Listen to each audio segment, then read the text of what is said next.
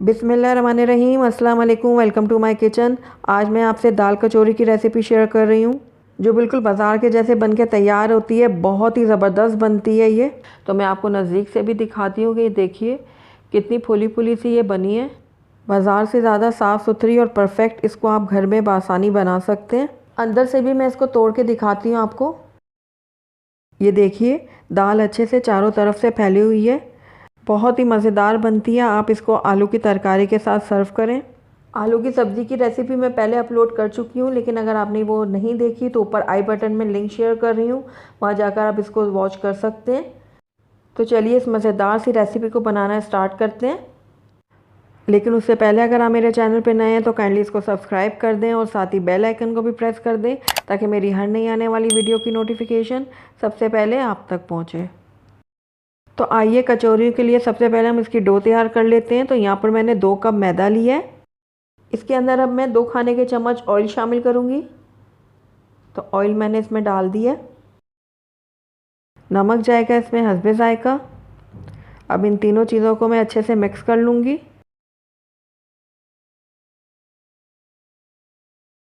तो तीनों चीज़ें अच्छे से मिक्स हो गई हैं। अब इसके अंदर मैं थोड़ा थोड़ा करके पानी ऐड करूँगी और एक नॉर्मल सा डो तैयार कर लूँगी। कचौरियों के लिए जो हम डो तैयार कर रहे हैं ये ना बहुत ज़्यादा सख्त होना चाहिए और ना बहुत ज़्यादा नरम। बस नॉर्मल सा इसका डो हम तैयार करेंगे। तो ये देखिए सारे आटे को मैंने एक तरफ बाइंड कर लिया है। तो अब इसको मैं किचन काउंटर पे रखूँगी इस तरीके से। अब इस डो को मैं अच्छे से गूंद लूँगी। तो आप देख रहे हैं कि मैं इस तरीके से स्ट्रेच करके इसको गूंद रही हूँ। तो तकरीबन 2 से 3 मिनट के लिए मैं इसी तरीके से इसको गूंदूँगी।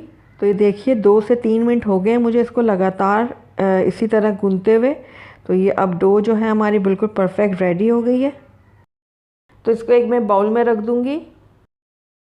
थोड़ा सा ऑयल लगाऊंगी इसके ऊपर इस तरीके से और इसको कवर करके तकरीबन आधे घंटे के लिए छोड़ दूँगी।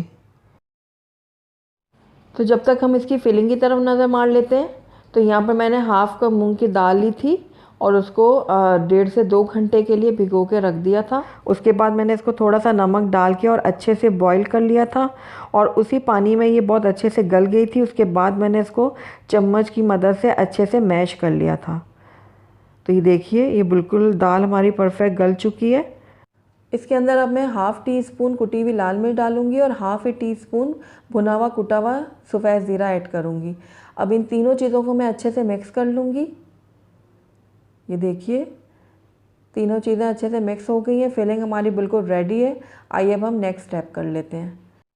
तो आधा घंटा हो गया हमारी डो को। आइए अब हम इसको चेक कर लेते हैं।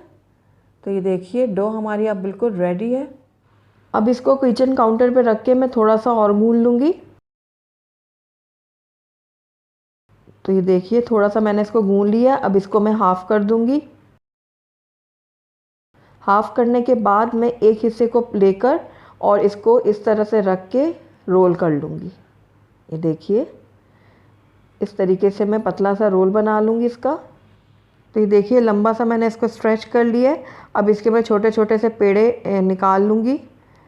जितनी बड़ी आपको कचौरी बनानी है उस हिसाब से इसके पेड़े आप निकाल लें।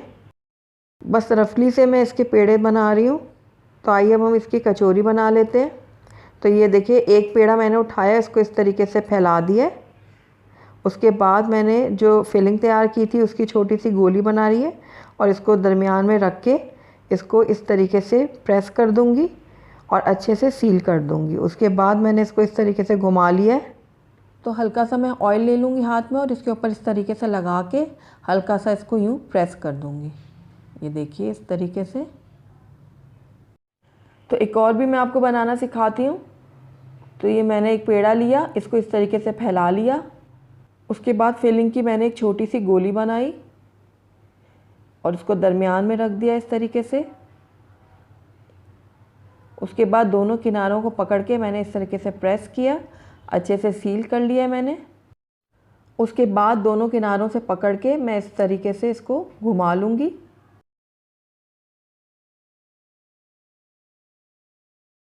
थोड़ा सा ऑयल लूँगी मैं, इस तरीके से ऊपर लगाऊंगी इसके और यूँ हल्के से इसको प्रेस कर लूँगी। ये देखिए कचौरी के लिए पेड़ा हमारा तैयार है। इसी तरीके से मैं बाकी के भी पेड़े तैयार कर लूँगी। ये देखिए सारे कचौरी के जो पेड़े हैं वो मैंने तैयार कर लिए हैं। ऊपर से मैं इनके ऑयल लगा दूँगी। ये देखिए इस तरीके से हर कचौरी के ऊपर मैं ऑयल लगा रही हूँ। तो अब ये बिल्कुल रेडी है फ्राई के लिए। तो आइए अब इनको हम फ्राई कर लेते हैं। अब किचन काउंटर के ऊपर मैंने ऑयल लगाया है और पेड़े को लेके उसके ऊपर इस तरीके से रख के और हाथ की मदद से मैं इसको फैला लूँगी। दरमियान में हमने ज़्यादा प्रेस नहीं करना, बस किनारों में हल्का हल्का ज़ोर दे के इसको इस तरीके से बढ़ा लेंगे।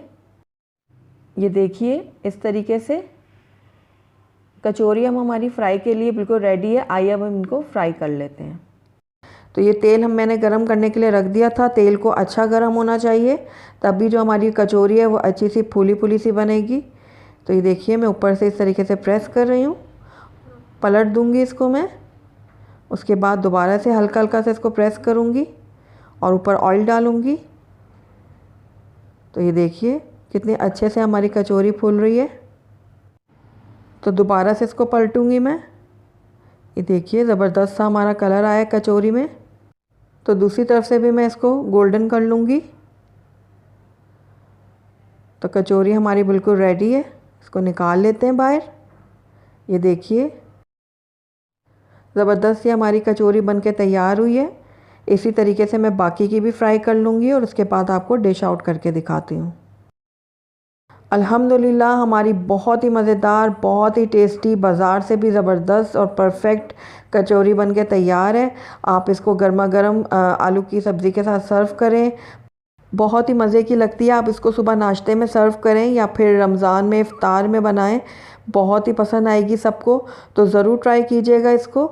अगर आपको मेरी रेसिपी पसंद आई है तो इसको लाइक करें, अपने दोस्तों के साथ शेयर करें और अगर पहली दफ़ा मेरे चैनल पे आएँ तो काइंडली इसको सब्सक्राइब भी कर दें और साथ ही बेल आइकन को भी प्रेस कर दें ताकि मेरी हर नई आने वाली वीडियो की नोटिफिकेशन सबसे पहले आप तक पहुँचे। Thank you for watching. अल्लाह हाफिज़।